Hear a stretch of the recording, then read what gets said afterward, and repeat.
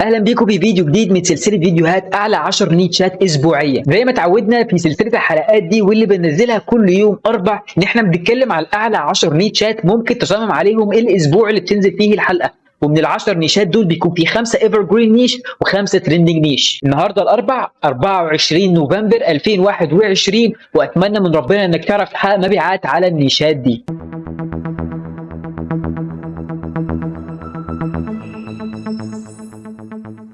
السلام عليكم ورحمة الله. أنا اسمي إبراهيم ظاهر. لو دي أول مرة لك هنا في القناة فأنا بعمل فيديوهات وكورسات عن الأونلاين بيزنس وإزاي تعمل فلوس على الإنترنت وبالأخص في مواقع البرنت أون ديماند. فلو حابب تعرف أكتر عن مواقع البرنت أون ديماند، إيه هي الأبديتس الجديدة، الطرق اللي ممكن تشتغل بيها على المواقع، وأهم الأدوات والنيشات اللي ممكن تحقق منها أرباح، ما تنساش تعمل لايك على الفيديو وتشترك في القناة وتفعل الجرس علشان يوصلك كل جديد. أما بقى لو عندك أي سؤال تقدر تتواصل معايا في الكومنتس تحت او على السوشيال ميديا فيسبوك انستجرام وتويتر، او هسيب لك اللينكات تحت في الديسكربشن ان شاء الله.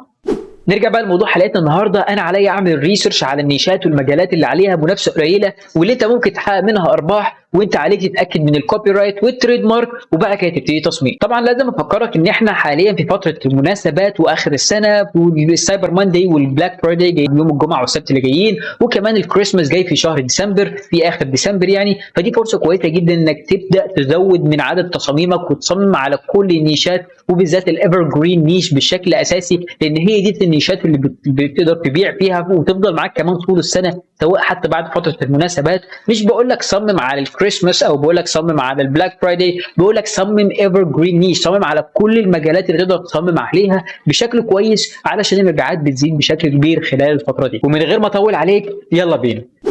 اول نيش معانا النهارده وهو وينتر ذا دولفين. ولا يا اخي الكريم، وينتر هنا مش معناها فصل الشتاء، وينتر هنا معناها اسم الدولفين. اسم الدولفين وينتر. وينتر دوت او الدولفين دوت كان ديله مقطوع ومش عارف يسبح ومش عارف يعيش حياته، ويركبوا له اول طرف صناعي لدولفين، ونجحت التركيبه ونجح الطرف الصناعي دوت في ان الدولفين وينتر يقدر يستعمل الطرف دوت في ان هو يسبح ويعيش حياته الطبيعيه مره ثانيه بشكل طبيعي جدا. وطبعا دوت عمل بقى ثوره، وناس كتير جدا جدا كانوا فرحانين بالموضوع، لان انت عارف طبعا ان الطب بدا يتقدم ان هو بيركبوا اطراف صناعيه للحيوانات علشان يعيشوا حياتهم بشكل طبيعي. فطبعا عمرهم ما كانوا عملوا حاجه زي كده للدولفين قبل كده، فطبعا الموضوع نجح وناس كتيره بتدعم القضيه وناس كتير فرحانه بقى للدولفين. فكل اللي انت محتاجه صوره لدولفين مركب طرف صناعي او ديل صناعي، وتكتب بقى مثلا ثانك يو وينتر، تكتبها بالمنظر دوت، تحط بدل التي اللي هو الديل بتاع الدولفين، تعملها باي طريقه، المهم يكون دولفين وله طرف صناعي.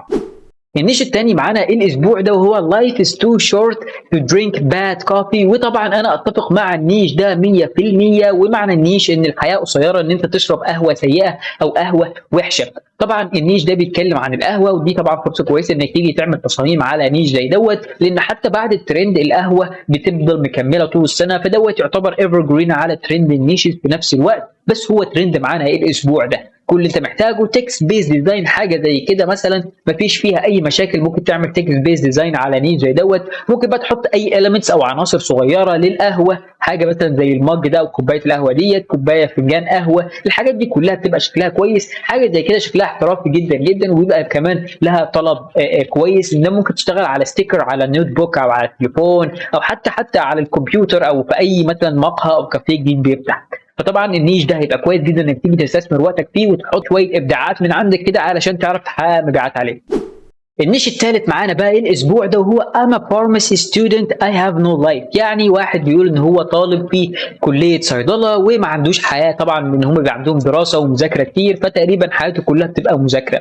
فطبعا نيش زي دوت كويس جدا انك تشتغل عليه لانه ترند، وفي نفس الوقت كمان ايفر جرين نيش، والنتائج عليه 642 ريزلت او نتيجه فقط. فطبعا فرصه كويسه جدا انك تستثمر عليه. الغرض من الفارماسي ستودنت يعني ان هو هيبقى بيشتغل في الادويه والمستحضرات مثلا الكيميائيه والحاجات دي كلها والتراكيب الكيميائيه. فممكن تستعمل ادوات اللابوراتوري او المختبر، او ممكن تستعمل اي مثلا عناصر مثلا متعلقه بالفارماسي او اللي هي كليه الصيدله.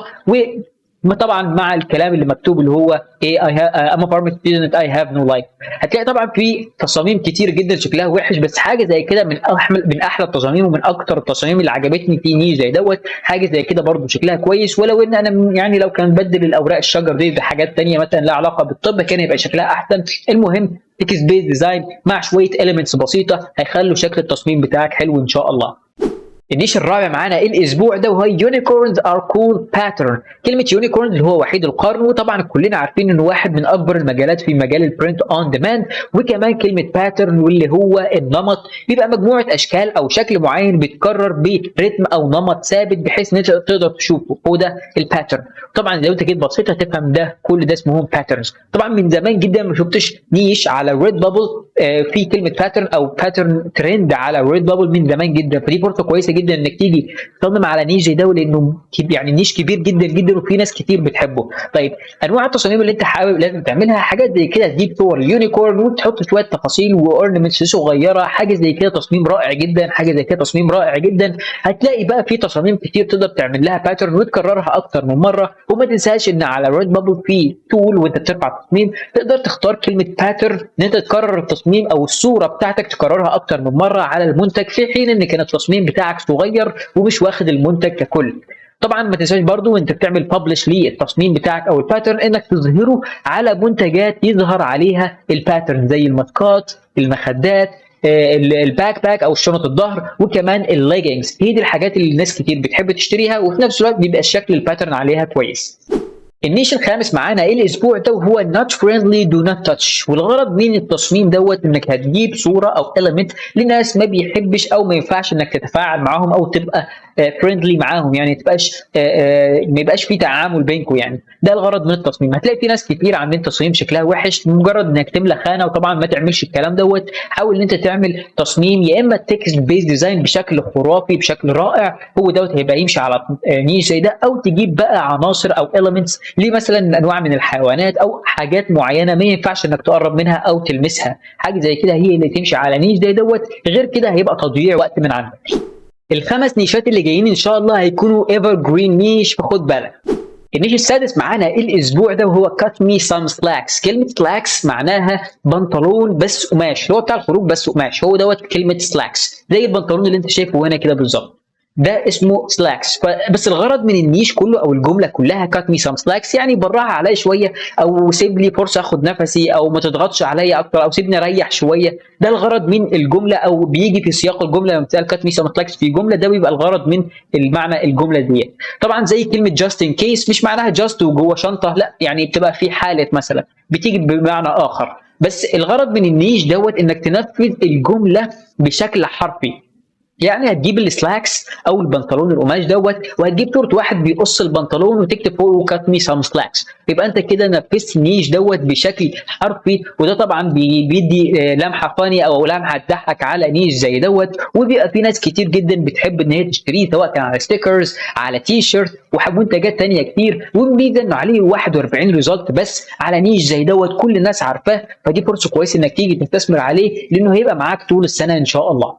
النيش السابع معانا الاسبوع ده وزي ما اتعودنا كل شهر كوينز ار بورن ان ديسمبر. طبعا كل شهر بنيجي على اول شهر كده ونبتدي نصمم على الاعياد الميلاد اللي جايه في بدايه الشهر اللي جاي ان شاء الله. فطبعا احنا داخلين على ديسمبر كمان 7 ايام، فدي فرصه كويسه انك تيجي تستثمر على نيش زي دوت. وكوينز ار بورن ان ديسمبر بيجي بقى تحتيها بكل حاجه ثانيه زي كينجز ار بورن ان ديسمبر، برنس ار بورن ان ديسمبر، برنسز ار بورن ان ديسمبر، وحاجات ثانيه كتير بتندرج تحت نفس النيش دوت، بس بتأدي نفس الغرض، الاحتفال باعياد الميلاد اللي جايه في شهر ديسمبر. طبعا النيش زي دوت ايفر جرين نيش كمان على مناسبه يعني متعلقه بفتره زمنيه معينه وهي شهر ديسمبر. بس في ناس كتير بتشتري تصاميم زي ديت بس في خارج شهر ديسمبر، يعني شهر 1 أو 2 او بقيه السنه، يعني على انه بتبقى كويسه ان هي تبقى بتقول او حد بيقول ان هو مولود في شهر ديسمبر. حاول ان انت تستثمر فيه لانه ايفر جرين نيش ومعاك طول السنه ان شاء الله.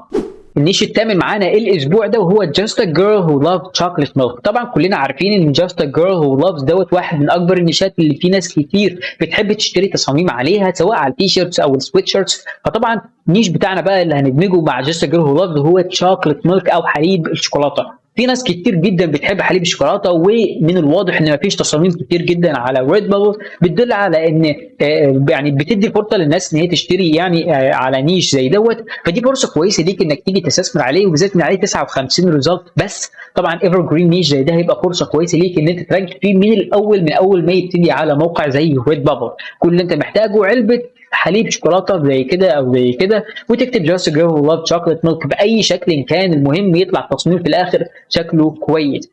حاول ان انت تاخد بالك ان ما دام هنتكلم على تشوكلت ميلك او اللي هو حليب الشوكولاته، فاي الوان بنيات، اللون البني طبعا او لون الشوكولاته هو اللي هيبقى شكله كويس على النيش زي ده. النيش التاسع معانا الاسبوع ده وهو sweet enough to make you smile skilled enough to protect it. طبعا دوت نيش متعلق بدكاتره الاسنان او موجه لدكاتره الاسنان او الدنتست. طبعا النيش الغرض منه بيقول لك هو لطيف كفايه ان هو يخليك تضحك، وبرده ماهر كفايه ان هو يحمي ضحكتك. دوت الغرض من النيش او من التصميم. فطبعا فكره زي ديت عليها بس 9 ريزلتات على ايفر جرين نيش زي دوت. صدقني دي فرصه كويسه جدا جدا انك تيجي تستثمر على نيش زي دوت. مفيش 9 تصاميم دوت مش حاجه، انت هترانك حرفيا في اول نص صفحه من نيش زي دوت. وما تنساش كل حاجه متعلقه بالدنتست او موجهه لدكاتره الاسنان. كل اللي انت تحتاجه تكست بيز ديزاين مع شويه اورنمنتس او ايكونز صغيره لمثلا سنه او المشرط او ادوات اللي هي دكاتره الاسنان او اي حاجه لها علاقه بطب الاسنان، هتبقى محطوطه مع الجمله اللي هي sweet enough to make you smile skilled enough to protect it. هتبقى كويسه جدا جدا وان شاء الله تحقق مبيعات عاليه. النيش العاشر والاخير معانا النهارده وهو بينات باتر اند جيلي. كلمه بينات باتر اللي هي زبده الفول السوداني، والجيلي اللي هو طبعا الجيلي مش محتاجه كلام يعني. طبعا ايه اللي يخلي ده نيش او لو ايه اللي مش فاهم الغرض من النيش دوت، وهي ان في ناس كتير جدا في امريكا وفي اوروبا بيحبوا سندوتشات البينات باتر مع الجيلي، بيحطوها على توست بينات باتر او زبده الفول السوداني على توست، والناحيه الثانيه بيحطوا جيلي او حاجه بتبقى شبه المربى كده بيسموها جيلي، وبيحطوها مع بعض وبياكلوها. بتبقى فيها معادن وسكريات ودهون كفايه ان هي تشبعك وفي نفس الوقت تديك طاقه تكمل طول اليوم. بتتاكل على الفطار والعشاء او حتى كسناكس في النص كده، مفيش فيها اي مشاكل. والشباب والناس الكبار وبنات ورجاله والكل بيحب البينات باتر والجيلي في التوست بتاعتهم. طبعا دي فرصه كويسه جدا انك تيجي تستثمر على نيش زي دوت. ايه المطلوب منك؟ هتجيب مثلا اللي هي التوست او الخبز اللي هو التوست اللي هو زي دوت، وتحط عليه بينات باتر مع جيلي، وتكتب بقى اي حاجه. مش عايز تكتب تصميم زي دوت مثلا هيبقى شكله كويس، حاجه زي كده برده فوريفر، حاجه زي كده شكلها كويس جدا. المهم انك تطلع بفكره بتدمج الاثنين مع بعض، البينات باتر مع الجيلي باي شكل انت عايزه. وبكده خلص فيديو النهارده. هسيب لك كل الترندات والنيشات اللي اتكلمنا عليهم في حلقه النهارده هنا على الشاشه، بحيث ان انت تاخد سكرين شوت او تسجلهم عندك وتشتغل عليهم طول الاسبوع. لو استفدت حاجه بقى من حلقه النهارده وحابب اني اكمل شرح سلسله حلقات توب 10 ويكلي ترند، ما تنساش تعمل لايك على الفيديو وتشترك في القناه وتفعل الجرس، لان ده فعلا بيدعمني اكمل شرح وبيدعم القناه بتاعتي. اما بقى لو عندك اي سؤال او اي استفسار في حلقه النهارده في الحلقات اللي فاتت او حتى اقتراح للحلقات اللي جايه، سيبها لي تحت في الكومنتس او تواصل معايا على السوشيال ميديا فيسبوك انستجرام او تويتر، وانا ان شاء الله هرد عليك واساعدك بكل اللي اقدر عليه. اتمنى لكم كل التوفيق واشوفكم على خير.